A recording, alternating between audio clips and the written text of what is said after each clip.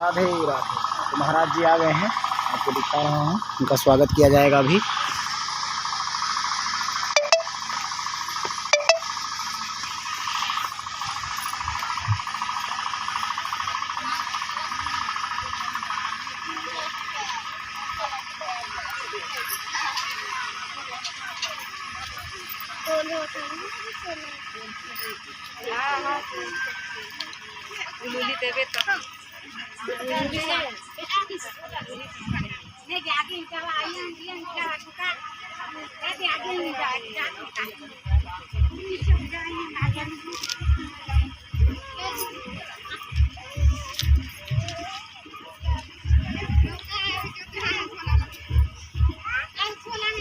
महाराज जी का स्वागत किया जा रहा है आगमन के लिए। जय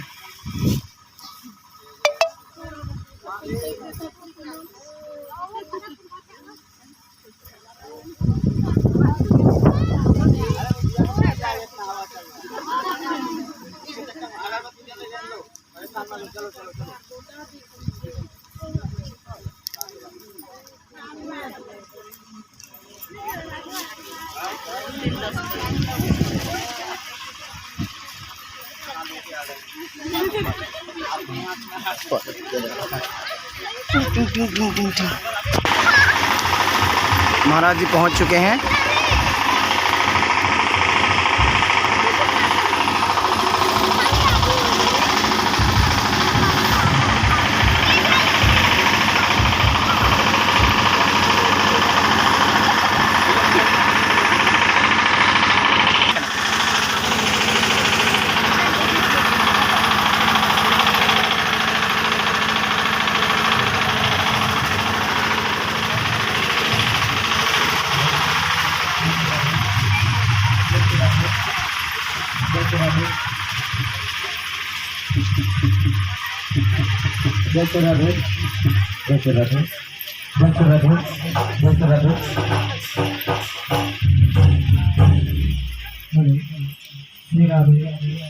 महाराज श्री का आगमन हो चुका है। सभी भक्तों से निवेदन है। हेलो हेलो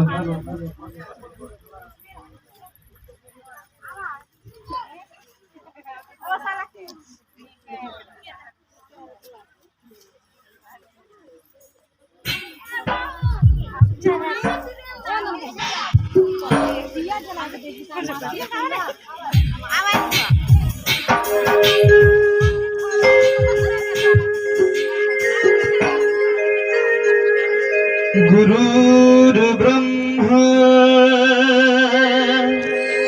गुरुर्विष्णु गुरुर्देव महेश्वर गुरुर् साक्षात् परम ब्रह्म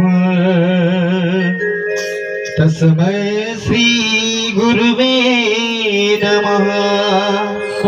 जियो सतगुरु महाराज विराजो आसन पे, पधारो आसन पे। जियो सतगुरु महाराज विराजो आसन पे, पधारो आसन पे। जियो सतगुरु महाराज विराजो आसन पे, पधारो आसन पे, पधारो आसन पे, विराजो आसन पे, पधारो आसन पे, विराजो आसन पे। सतगुरु महाराज विराजो आसन पे, पधारो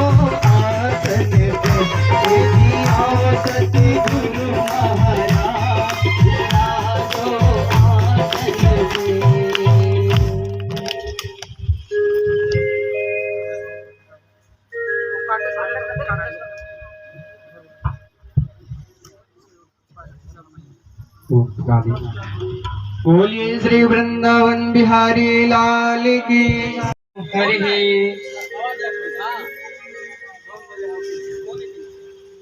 ओम यं प्रव्रजन्तमनुपेतमपेत कृत्यं द्वैपायनो विरहकातरयाजुहाव पुत्रेति तन्मयतया सर्वोऽभिनेदुस्तं सर्वभूतिहृदयं मुनिमानतोऽस्मि। ओम भूर्भुवस्सुः ओम नमो भगवते वासुदेवाय नमः। पापियों को पाप से है तारती, भागवत भगवान की आरती। पापियों को पाप से है तारती, भागवत भगवान की आरती। पापियों को पाप से है तारती, भागवत भगवान की आरती। पापियों को पाप से है आरती, पापियों को पाप से, पापियों को पाप से, पापियों को पाप से, पापियों को पाप से। भागवत भगवान की आरती, पापियों को पाप से है आरती।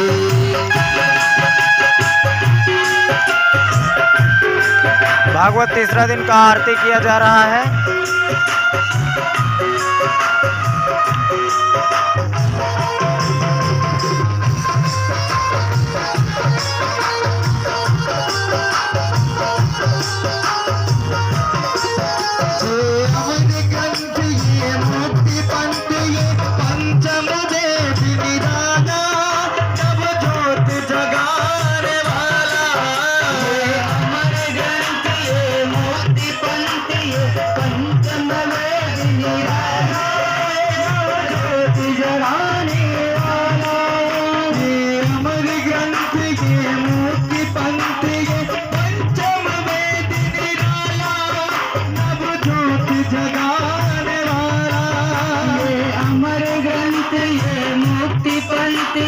पंचम वेद निराला, नवज्योत जगाने वाला।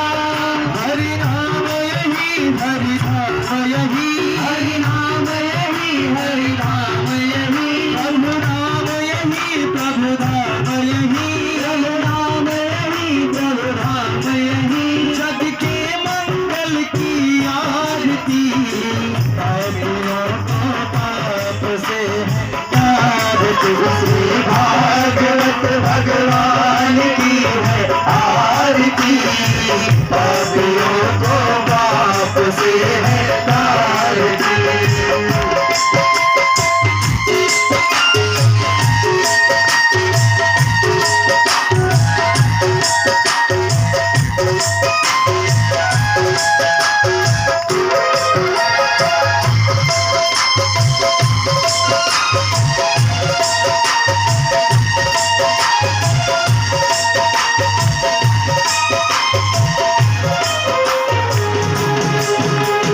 शांति गीत पावन पुनीत, हर कष्ट मिटाने वाला, हर दर्श कराने वाला। शांति गीत पावन पुनीत, हर कष्ट मिटाने वाला, सब दर्श कराने वाला। शांति गीत पावन पुनीत, हर कष्ट मिटाने वाला, हर दर्श कराने वाला। शांति गीत पावन पुनीत, हर कष्ट मिटाने वाला, सब दर्श कराने वाला। ये सुख करनी, ये दुख हरनी, ये सुख करनी, ये दुख हरनी। श्री मधुसूदन की आरती, पापियों को पाप से आरती। भागवत भगवान की है आरती, पापियों को पाप से है आरती। मधु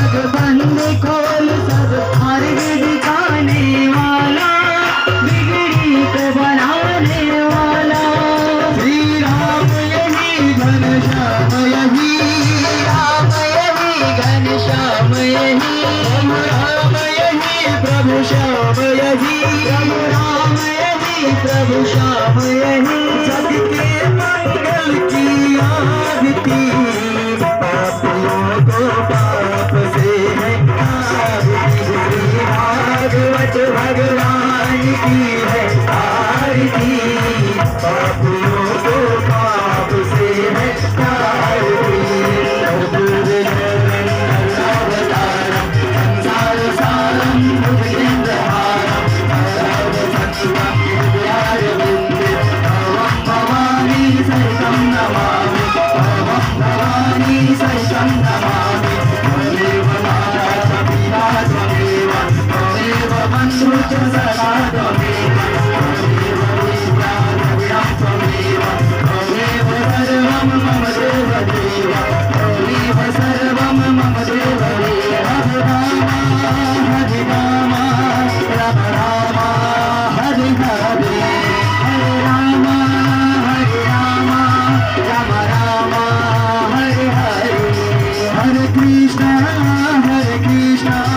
कृष्ण कृष्ण हरे हरे, हरे कृष्ण कृष्ण कृष्ण हरे हरे, हरे राम राम राम हरे हरे, हरे कृष्ण कृष्ण कृष्ण हरे हरे, हरे राम राम राम हरे हरे, हरे कृष्ण कृष्ण कृष्ण हरे हरे, हरे राम राम राम हरे हरे, हरे कृष्ण कृष्ण कृष्ण हरे हरे, हरे राम राम राम हरे हरे, हरे कृष्ण कृष्ण कृष्ण हरे हरे, हरे राम राम राम हरे हरे, हरे कृष्ण कृष्ण कृष्ण हरे हरे, कृष्ण हरे राम हरे हरे, हरे कृष्ण हरे हरे,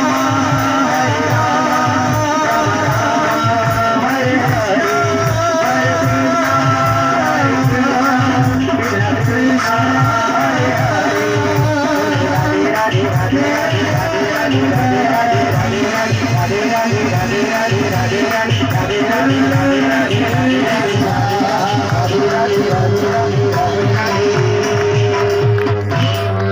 नित्यं समर्पयामि मंत्र पुष्पांजलि।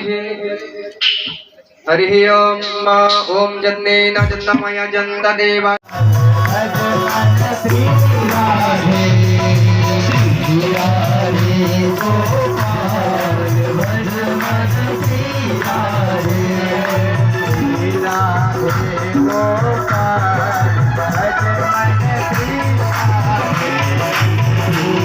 राधे गोपाल भज मन श्री राधे मन श्री राधे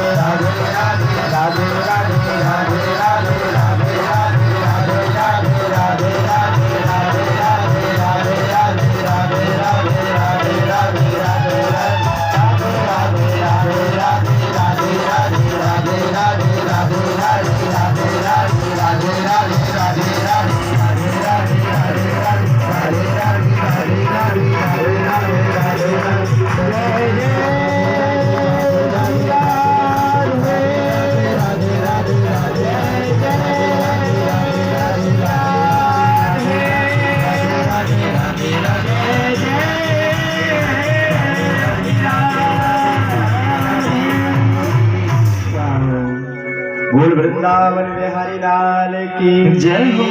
भागवत महापुराण की जय। परम मंगलमय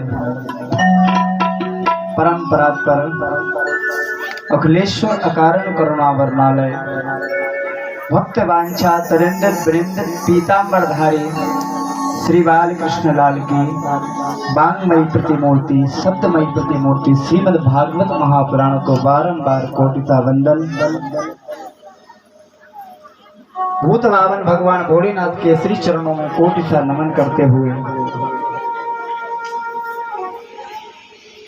पूज्य गुरुदेव भगवान के श्री चरणों में कोटिता वंदन करते हुए उपस्थित मंचस्थ विराजमान हमारे इस भागवत का जो मूल पाठ कर रहे हैं, बनारस से पधारे हमारे भाई जैसे ही हैं आचार्य पवन शास्त्री जी और उनके सहयोग में हमारे अंकित शास्त्री। आपका मन भगवान की कथा में जोड़े रखे हैं, आपको निद्रा से दूर भगाने के लिए संगीत के माध्यम से जो भगवान की कथा में सेवा दे रहे हैं। जैसा उनका नाम है वैसा ही काम, इनका नाम है श्याम जी। उस भजनों के माध्यम से आपका मन ठाकुर जी में लगा रहे हैं। और देवकी भैया तबले के साथ सेवा दे रहे हैं और हमारे निखिल शर्मा जी और विजय साहू जी, मैं इनका नाम अक्सर भूलता हूँ, रहते कोतवई में, जो सेवा दे रहे हैं। और सीता अनुसुईया के जैसे पद चिन्हों को पवित्र करने वाली हमारी मातृशक्ति और ध्रुव प्रहलाद के जैसे अटल मार्ग को प्रशस्त करने वाले हमारे सम उम्र के भाई बहन और भगवत प्रेमी सभी भक्तों को सादर जय श्री राधे, जय श्री श्याम। प्यार से बोलें राधे, थोड़ा और जोर से राधे राधे, थोड़ा और जोर से राधे राधे।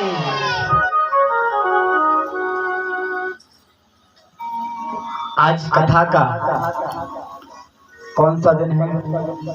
तीसरा है, तीसरा है ना।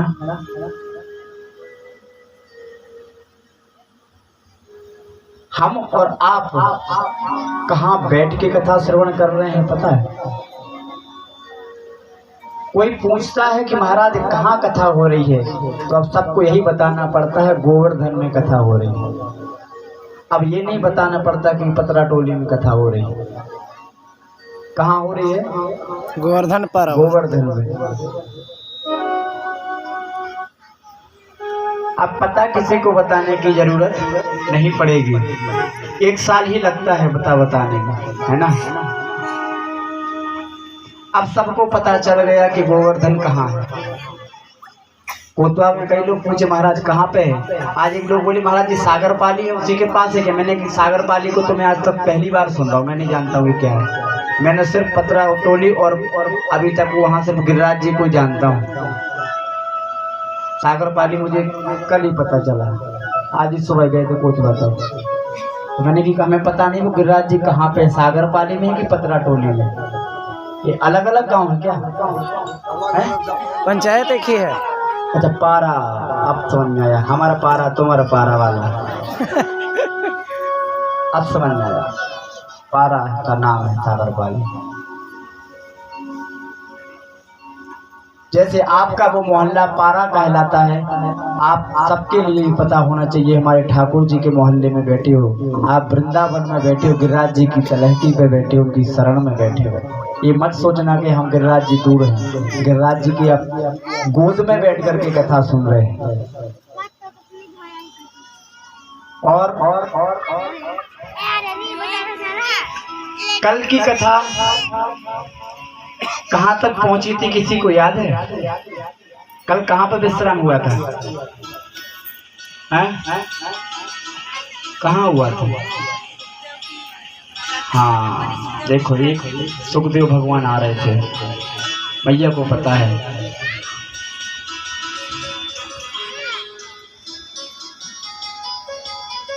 हम सब लोगों को कथाओं को याद तो रखना पड़ेगा। यहाँ इतने माताएं बैठी हैं, भाई लोग बैठे, एक बात पूछो सबको याद होगी। आप लोगों के विवाह तो हो गए सभी के, लगभग सब लोग साड़ियाँ पहन के बैठी माताएं, है ना। आप लोगों ने अपने शादी में कौन लहंगा पहना था कि साड़ी? साड़ी। कौन से कलर की पहने थे? पीला, इनको पीला, आपने लाल, सबने पीला, है ना। आपको आज तक वो शादी की साड़ी का कलर याद है ना। अगर मैं आपसे पूछूं कि कल ठाकुर जी कौन से कलर की ड्रेस पहने थे, किसी को याद है?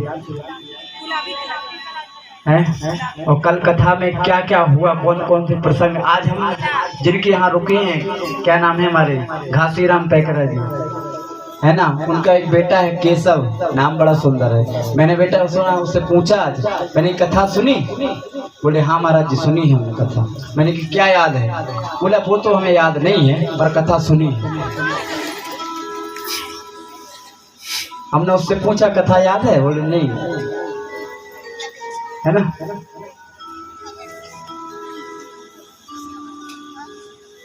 तो कथा को हमें याद करना पड़ेगा, है ना। आइए हम सब लोग भी उसी सभा में चलते हैं। राजा परीक्षित जी महाराज का बड़ा ही सुंदर मार्मिक प्रसंग चल रहा था।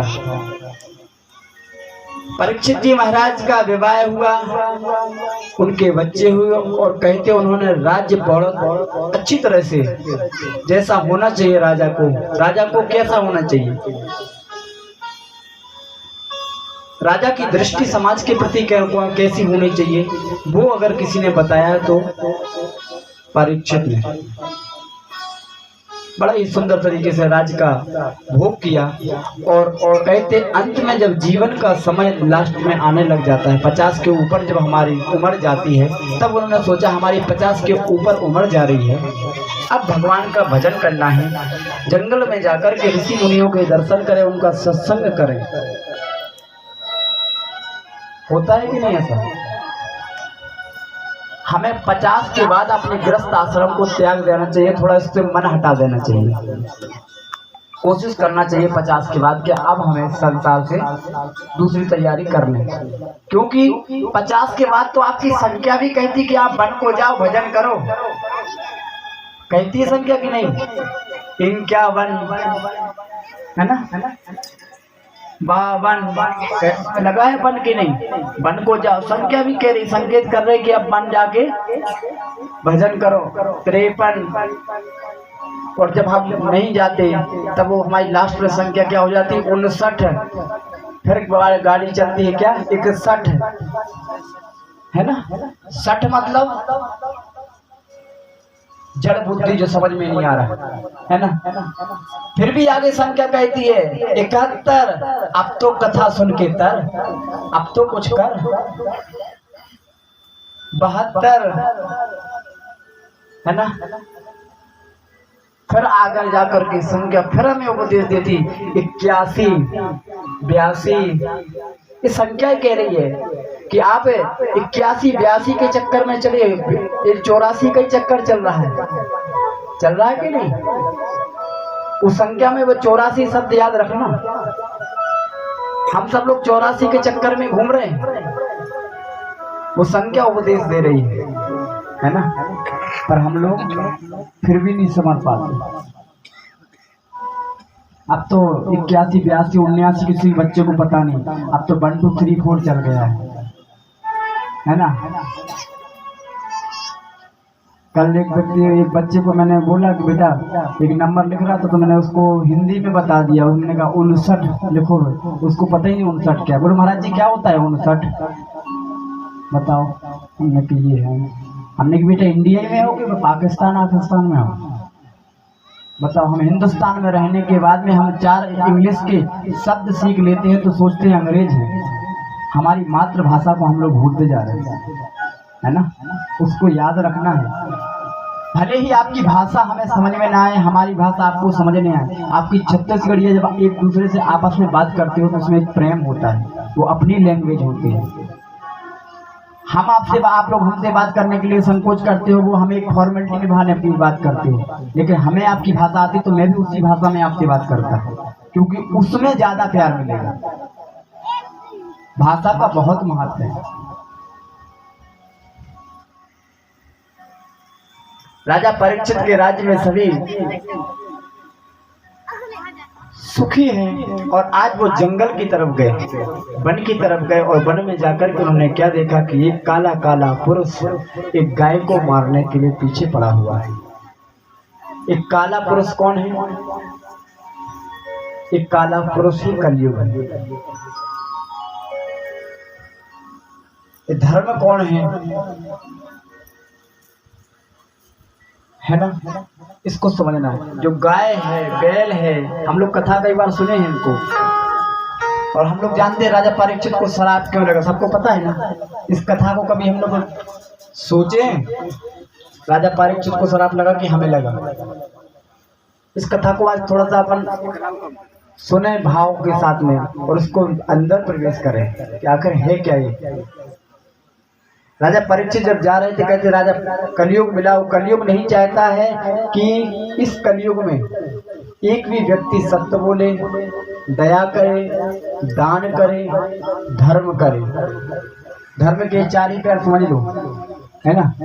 कोई भी कलयुग नहीं चाहता। गाय के चार ही तो पैर, वो मारने को दौड़ रहा उस गाय को, वो नहीं चाहता एक भी पैर से।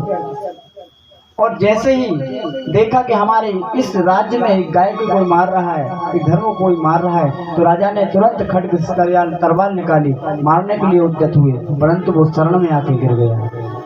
पांडव स्वर्गारोहण के लिए जब जा रहे थे, उन्होंने कहा था बेटा तुम राजा हो, शरण में अगर शत्रु भी आ जाए तो एक बार उसको माफ जरूर करना। तो आज उसको माफ कर दिया। बोले तुम कौन हो, अपना परिचय दो। तब उसने अपना परिचय दिया, महाराज मैं कलयुग हूँ। तो बोले हमारे राज्य में तुम कैसे? बोले महाराज अब आपका राज्य तो जाने वाला है, अब हमारा राज्य कलयुग आने वाला है, हमारा युग आ रहा है। बोले और हम अगर कहाँ रहें, आपके कारण मैं कहीं रह नहीं पाता हूँ, सब जगह धर्म की ध्वजा लहरा रही, हम कहाँ जाएं? आप ही बताओ। तब वहां पर जब विनय की प्रार्थना की, तब वहां पर कुछ जगह राजा परीक्षित ने दी। दूतम पानम स्त्री सोना, कुछ जगह कलयुग को रहने के लिए दी। क्या क्या?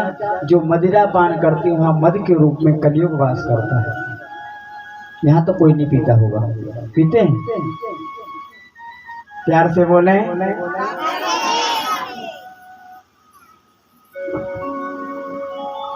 यहाँ के लोग अच्छे हैं, यहाँ के नहीं बाहर की बात कर रहे हैं, यहाँ तो सब सज्जन लोग हैं। पर पीना है तो भगवान के नाम को पियोना है। हमने कल बताया था पिबत कर्ण रंधेन, पीने के लिए कहा था ना भागवत को, है ना। वो तो सुबह पियोगे तो शाम उतर जाएगी, और शाम को पियोगे तो सुबह उतर जाएगी। पर इसको एक बार पियोगे ना तो जिंदगी संवर जाएगी। इसके नाम की मस्ती कभी उतरती नहीं। तो भगवान के नाम को, इसको जपो, इसको पियो, उसमें कलयुग का वास है, मैं नहीं। दूसरा जुआ, जुआ खेलते हैं, जुआ जानते हैं? यहाँ जुआ बहुत कम खेलता है, मैं कम देखा। ताश पत्ते, क्या बोलते हैं बोलिए, क्या बोलते हैं? काट पत्ती, हाँ काट। हाँ आज दिवाली है, आज तो प्यार से बोले।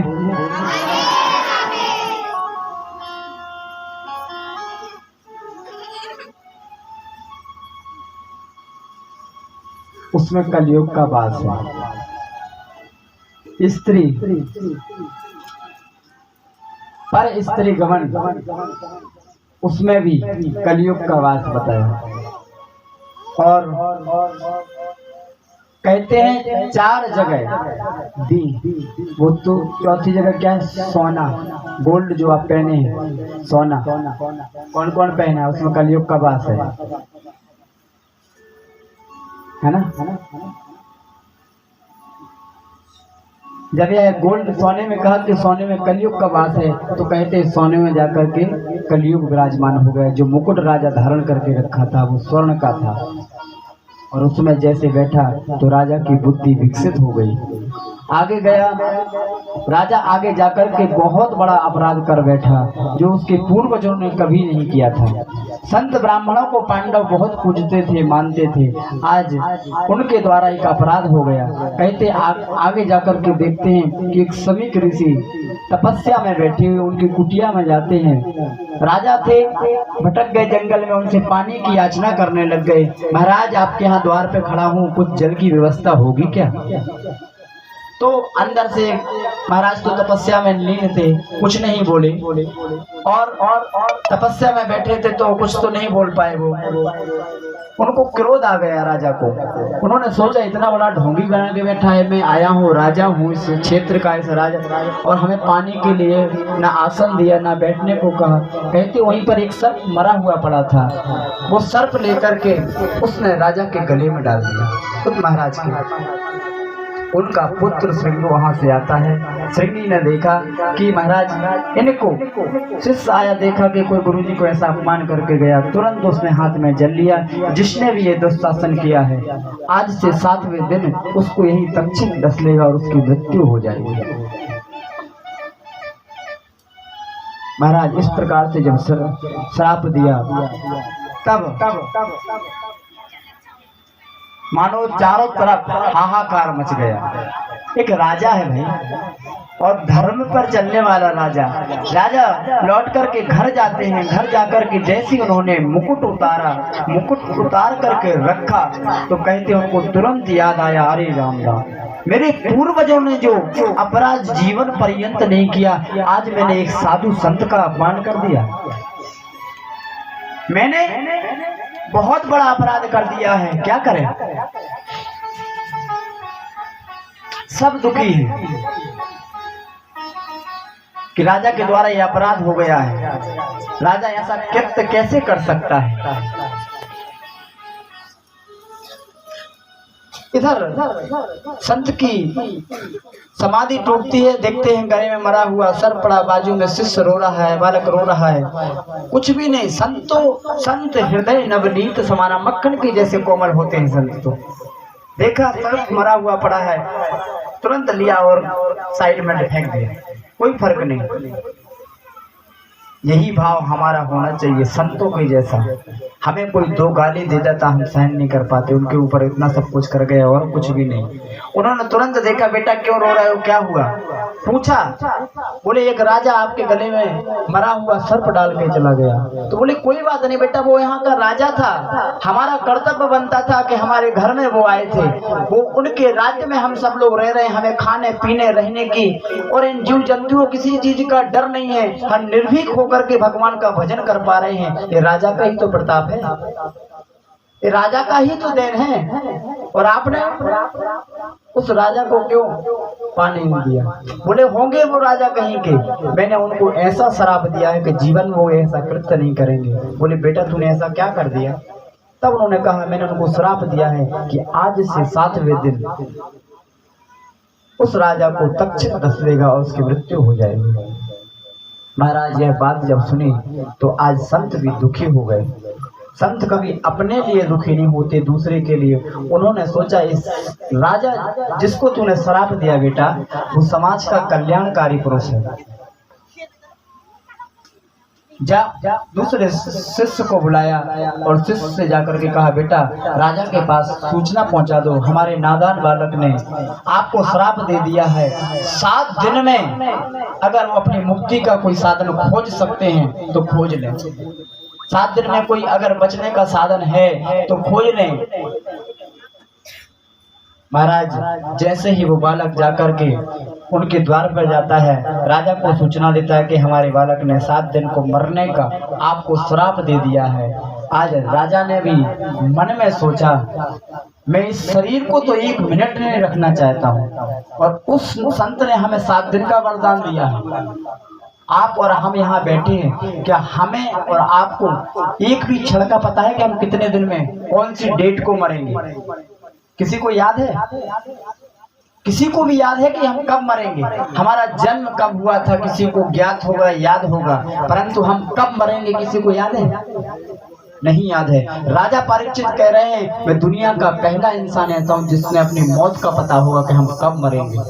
वो संत का श्राप नहीं, मुझे तो वरदान है कि मैं 7 दिन तक तो नहीं मर सकता। क्षणभंगुर जीवन की कलिका, कल प्रातः को जाने खिली न खिली। ये जीवन क्षणभंगुर का है, कल हमारा सुबह हो पाएगी या नहीं, हम बोल पाएंगे कुछ के नहीं, इसका कोई भरोसा है क्या? राजा ने तुम्हें वरदान दिया है। महाराज तुरंत जन्मेजय को राज्याभिषेक कर दिया, राज सिंहासन पर बिठा दिया और तुरंत वल्गल वस्त्र पहन करके गंगा तट पर पहुंचे और संतों के सामने जाकर के, जैसे ही कहते ना अच्छे व्यक्ति को कोई कष्ट होता है, किसी ने समाज में अगर अच्छा काम किया है तो उसके साथ में 50 लोग खड़े होते हैं। जैसे ही लोगों को पता चला कि आज राजा को श्राप लगा हुआ है, जैसे ही राजा ने गंगा में जाकर के डुबकी लगाई, बाहर देखा तो हजारों लाखों साधु संत बैठे। संतों के चेहरे भी मलिन हैं, दुखी हैं। आज राजा ने हाथ जोड़ करके कहा, आप लोगों को देख करके तो हमने जीना सीखा है महाराज, आप लोग कोई उपाय बताएं, 7 दिन में हम कैसे मुक्त हो सकते हैं।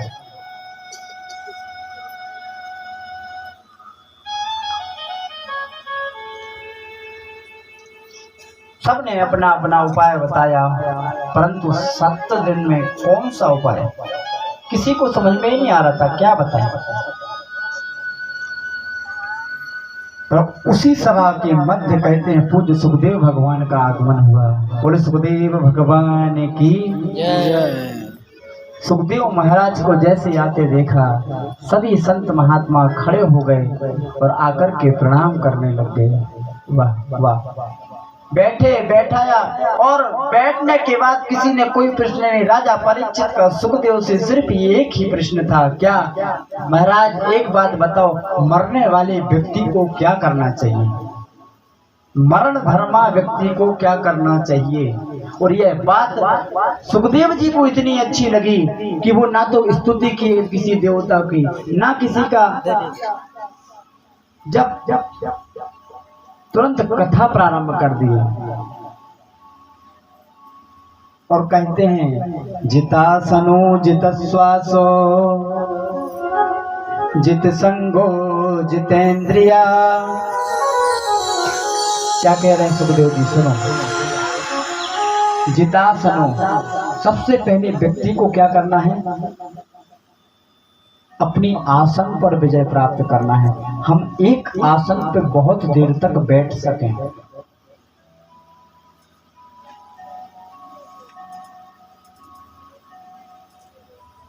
इस कथा में थोड़ा सा हम अंदर अगर प्रवेश करें, ऐसे सीधे सीधे तो समझ में आ रही कि नहीं। एक बात बताओ, राजा परीक्षित को श्राप लगा है कि हमें और आपको श्राप लगा है, बताइए। 7 दिन में राजा परीक्षित भी मरेंगे, 7 दिन में हम और आप भी मरेंगे, हमें भी 7 दिन में ही मरना है।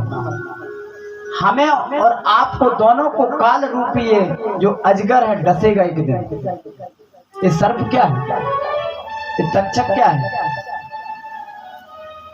हम सब लोग काल के गाल में बैठे हैं, जब वो मुंह बंद करेगा तब हमारा राम नाम सत्य है। हम लोग राम नाम सत्य बोलने में डरते हैं। अच्छा, हम लोगों ने राम नाम सत्य अंतिम समय के लिए रखा है, कभी सोचा है कि अंतिम के लिए क्यों बोलते हैं। राम नाम सत्य है क्यों बोला जाता है जब कोई व्यक्ति खत्म होता है? किसी को पता है? हाथ उठाओ, किसी को पता होगा, नहीं पता।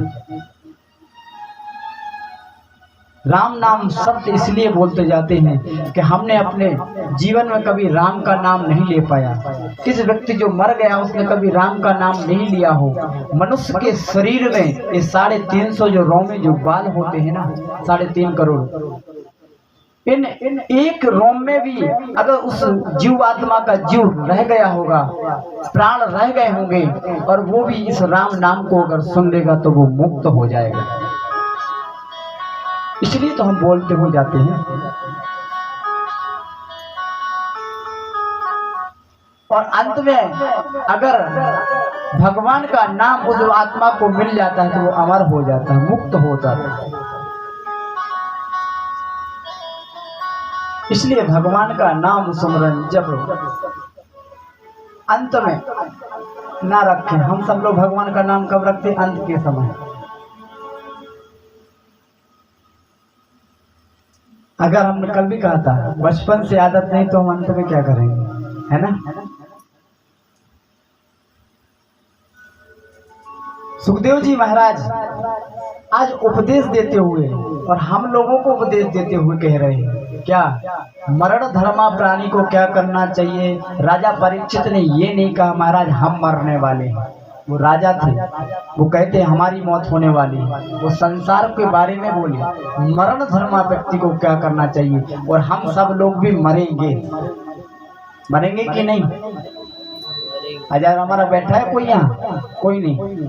जिस दिन हमने जन्म लिया था उस दिन हमारी मौत ने जन्म ले लिया था, है ना। और हम इस जिंदगी को ऐसे जिए कि हमारे अंदर से वो मरने वाला जो डर है ना वो निकल जाए, अंदर से आवाज निकलने लग जाए कि मौत की भी मौत आएगी जिस दिन मेरी मौत आएगी। भाव हमारा ये आ जाए तभी हमारा कल्याण होगा।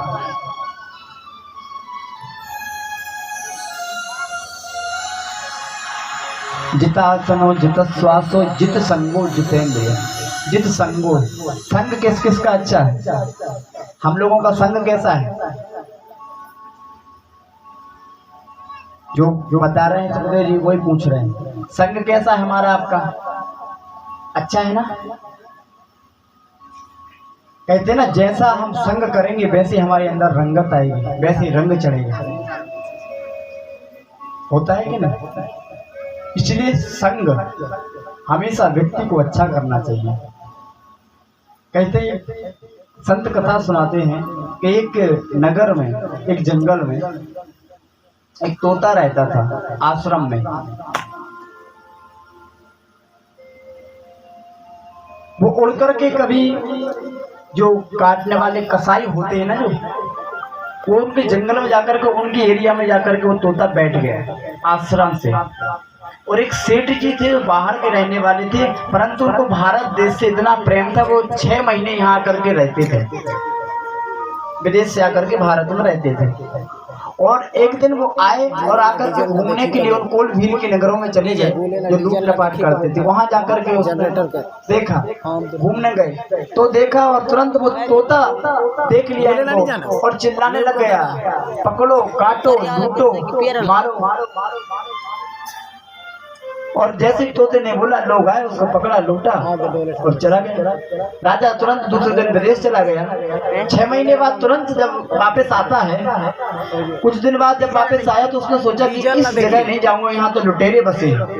दूसरी एरिया में गया, वहां उस जंगल में गया तो देखा कि संत की कुटी में एक तोता और था, वो भी वहाँ बैठा है। वहां जैसे ही पहुंचे तो वो तोता कह रहा है आइए बैठिए, आपका स्वागत है, आप जल लीजिए। यह बात उसने देखी कि उधर गए तो एक तोता मिला था, वो मारने काटने की बात कर रहे थे, और यहाँ एक तोता ये ऐसा बैठा है कि जो कह रहा है कि आइए बैठिए। क्या क्या कारण है। जाके संत को प्रणाम किया अंदर आश्रम में और पूछा महाराज ऐसा क्यों हो रहा है। हम उधर गए थे, उधर काटने वाला मिला था, यहाँ बैठाने वाला मिला है, क्या चक्कर है। संत ने कहा उस तोते से बात करो आप। तोते से पूछा हे सुखदेव आप ही बताइए ऐसा क्यों है। बोले कुछ दिन पहले जब हम उधर गए थे ना, वो तोता मैं ही हूँ, मैंने ही आपको लुटवाया था। तो बोले आपने हमारे साथ ऐसा क्यों किया। बोले मैंने नहीं किया, मैं उनकी संगत में ऐसा रंग गया था कि जैसा वो करते थे, जैसा मैंने देखा वैसे मैं करने लग गया था।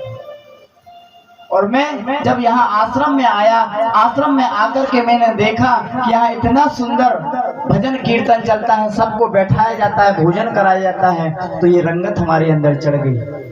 और अब उस समय हम ही थे, वो दूसरा नहीं था कोई।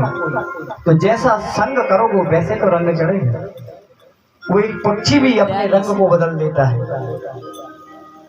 तो हम जीवन में यह कोशिश करें कि हम बच्चों के सामने भी कोई ऐसा कार्य न करें कि बच्चों को देख करके ऐसा लगे कि उनके संस्कार में दिखाई पड़ रहे हैं। आज अगर मैं कहूँ तो संसार में अगर बच्चों को गलत मार्ग पर कोई ले जा रहा है तो हमारी संगतें, हम बच्चों को बिल्कुल खुली छूट दे के रखें। थोड़ा सा क्षमा चाहता हूँ, थोड़ा सा एक पाबंदी रहना चाहिए, उनके सामने ऐसा कृत्य करना चाहिए, धर्म के मार्ग पर आगे करना चाहिए।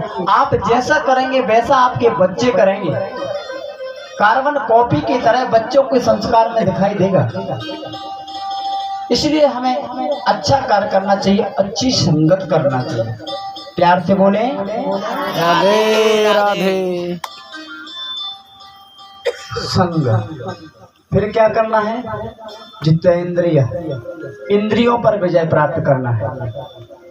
अच्छा, हमारी इंद्रिय हमारे बस में है क्या? कल भी ये बात आई थी, है ना? देखना इंद्रियों के न घोड़े भगे, इनमें हरदम ये संयम के कोड़े लगे। अपने रथ को सुमार्ग लगाते चलो, कृष्ण गोविंद गोपाल। बस इन इंद्रियों के जो घोड़े भाग रहे हैं ना, इनको संयम के माध्यम से बस में रखो, संयम के कोड़े मारते रहो। अपने आप का संयम रखो कि नहीं, इधर नहीं, ये ठीक नहीं। याद आएगी उनको कभी ना कभी, कृष्ण दर्शन तो देंगे कभी ना कभी। अपने मन को सुमार्ग लगाते चलो, कृष्ण गोविंद गोपाल गाते चलो। आइए एक बार भगवान का नाम गुणगान करेंगे, उसके बाद कथा में फिर आगे प्रवेश करेंगे।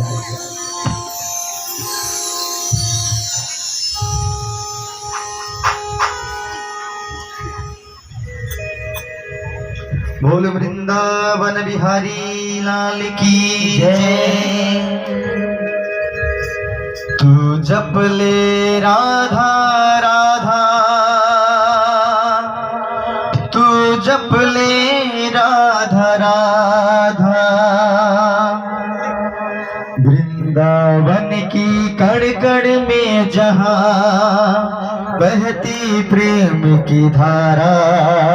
जय हो। वृंदावन की कड़ कड़ में जहाँ बहती प्रेम की धारा। कट जाए तेरी सारी बाधा, जप ले राधा राधा। तू जप ले राधा राधा, तू जप ले राधा राधा, तू जप ले राधा राधा, तू जप ले राधा राधा। वृंदावन की कड़ कड़ में जहाँ कट जाए तेरी सारी बाधा, जप ले राधा राधा। तू जप ले राधा राधा, तू जप ले राधा राधा, तू जप ले राधा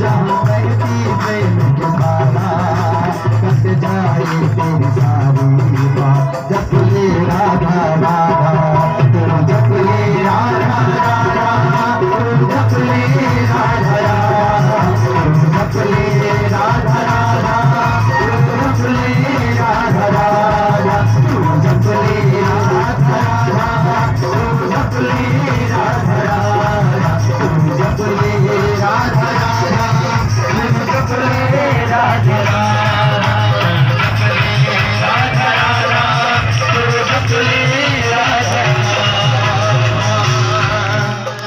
बोल वृंदावन हरि लाल की जय।